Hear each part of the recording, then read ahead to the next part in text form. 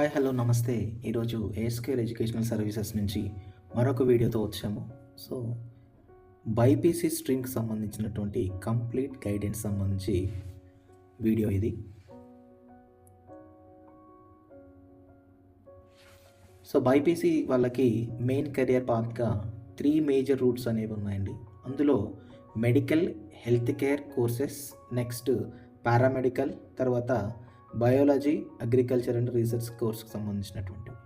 So దానికి సంబంధించిన ఒక డయాగ్రామ్ అనేది నేను ఇక్కడ చూపిస్తున్నానండి. సో మీరు కావాలంటే స్క్రీన్ షాట్ తీసుకొని తర్వాత క్లియర్గా చూసుకోండి. సో వీడియో అనేది ఎక్కువగా లాంగ్ ఉండడం వల్ల కట్ చేస్తున్నాను.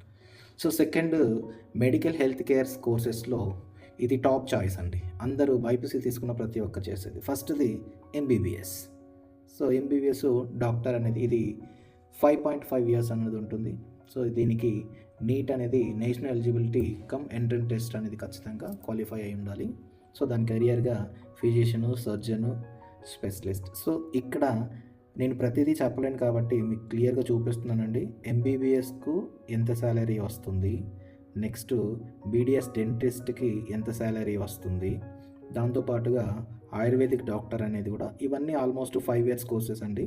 ఇందులో ఎంత శాలరీ అనేది ఉందో క్లియర్గా ఇక్కడ చూపిస్తున్నాను అన్నట్లు. సో హోమియోపతి డాక్టర్ కానీ లేదా వెటర్నరీ డాక్టరు ఇలాగా 5 ఇయర్స్ కోర్స్ అనేది ఉంటుంది. సో దానికి సంబంధించినటువంటి డీటెయిల్స్ క్లియర్గా ఇచ్చాను. Next paramedical courses. Very fast growing ఫీల్డ్లో ఉన్నటువంటిది ఇది ఏంటంటే పారామెడికల్ కోర్స్ సంబంధించినటువంటిది. సో ఇందులో బీఎస్సీ నర్సింగ్ ఇవన్నీ ఆల్మోస్ట్ 4 ఇయర్స్ కోర్సెస్ అండి. సో ఎంసెట్ అనేది దీనికి క్వాలిఫైయింగ్ ఉంటుంది. సో ఫిజియోథెరపీ కానీ, సో పారామెడికల్ టెక్నాలజీ సంబంధించినటువంటి రేడియాలజీ, నెక్స్ట్ ఎనస్థేసియా సంబంధించినటువంటి medical labs, so operation theatre technology, ఇవి కూడా శాలరీతో పాటుగా నేను చూపించాను. So biotechnology, agriculture and research courses, ఇవి బీఎస్సీ అగ్రికల్చర్ టాప్గా డిమాండ్ ఉన్నటువంటి ఒక కోర్స్ ఇది. సో దీనికి శాలరీ అండ్ 4 ఇయర్స్ అనేది బయోటెక్నాలజీ. సో ఇది బీటెక్ నుంచి వస్తుంది, బీఎస్సీ నుంచి కూడా మనం బయోటెక్నాలజీ అనేది చేసుకోవచ్చు. సో ల్యాబ్ సైంటిస్ట్ కానీ, బయోటెక్ రీసెర్చర్ కానీ దానిలాగా మనం చేసుకోవచ్చు అన్నట్టు. సో ఇక్కడ బీ ఫార్మసీ రెగ్యులర్ అన్నట్లు, ఎవరైనా రెగ్యులర్ ఎంబీబీఎస్ కాకుండా బీ ఫార్మసీ అనేది ఎక్కువగా చేస్తుంటారు. దానికి సంబంధించిన ఇంకా పారామెడికల్ కోర్స్ అనేది చాలా చాలా ఇంపార్టెంట్ అని నేను చెప్పగలను. నెక్స్ట్ ఇది గవర్నమెంట్ జాబ్స్కి ఎక్కువగా ఉంటుంది, డ్రగ్ ఇన్స్పెక్టర్ అనేది. సో ఎంఎన్సీ కంపెనీలో కూడా చాలా బాగా జాబ్స్ అనేవి మనకు దొరుకుతాయి. So microbiology, genetics and food technology సంబంధించినటువంటిది. సో దానికి సంబంధించింది. And other unique options police కానీ, సిబిఐ కానీ, నెక్స్ట్ క్రైమ్ ల్యాబ్స్కి సంబంధించింది. D pharmacy. సో మనం ఎలాగైతే ఇంజనీరింగ్లో డిప్లొమా ఉంటుందో ఇక్కడ కూడా డి ఫార్మసీ అనేది ఉంటుంది. డైరెక్ట్గా 2 ఇయర్స్ ఉంటుంది. దాని తర్వాత ఫార్మసీలోకి సెకండ్ ఇయర్లోకి జాయిన్ అయిపోవచ్చు.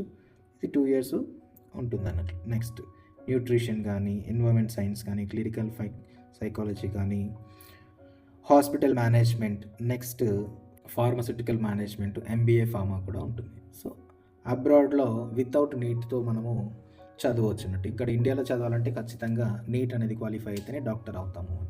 ఇక్కడ వచ్చేసి ఎంబీబీఎస్ అనేది రష్యా, ఫిలిప్పైన్స్, కజకిస్తాన్. సో వీటికి సంబంధించినటువంటి గైడ్లైన్స్ అనేది మన కంపెనీ నుండి ఉంటాయి. సో కజకిస్తాన్ సంబంధించినటువంటి ఎంబీబీఎస్ అది ఒక 40 lakhsలో కంప్లీట్ అయిపోతుంది. వేరేజ్ ఇండియాలో మనకు 1 crore వరకు అవుతుంది. దానికి సంబంధించి మీకు ఏదైనా కావాలంటే మన ఆఫీస్ని మీరు కన్సల్ట్ అవ్వచ్చు. మనం కజకిస్తాన్ సంబంధించిన ఎంబీబీఎస్ అనేది, నెక్స్ట్ నర్స్కి సంబంధించినటువంటివి అని అవుట్ ఆఫ్ కంట్రీలో మనము కన్సల్టెన్సీ దాకా పంపిస్తామండి. సో ఇలా నెక్స్ట్ లాస్ట్ పాయింట్గా how to choose the right career.